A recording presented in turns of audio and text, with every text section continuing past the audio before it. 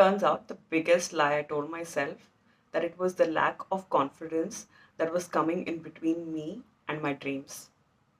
If only I had more confidence, I would go after that dream job, that dream career, show up as the ideal person in relationships, and start that dream fitness journey. Nothing could be further from the truth. Turns out, when you ask the question, how do you grow more confidence? You don't get confidence. You get a lot of answers from a lot of experts, but it doesn't really help you to build confidence. When I asked myself constantly, how do I become a more confident person, that I was actually coming from a place of lack. I was preoccupied because I thought I first needed to build that required amount of confidence and then go after what I want.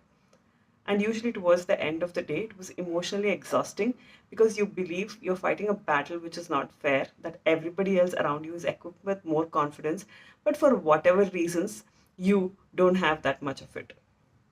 So I flipped that question. Instead of asking how to build more confidence, I asked myself, what would I do if I had all the confidence in the world?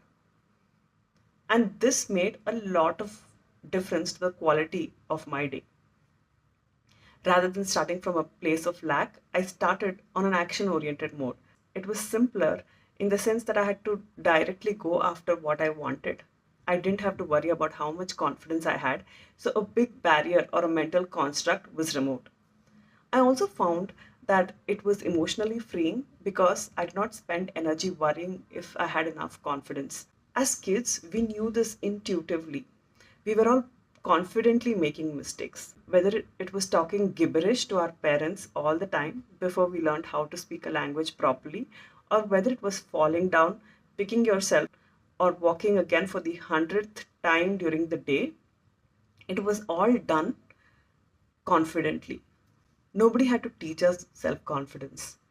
That's when I realized even in adult life, it pretty much works the same way. You approach things confidently and you learn. You get feedback when things don't go right and you learn. That's the short learning in this video. See you again in the next video where I flip another question, where I flip another assumption on its head. Thank you.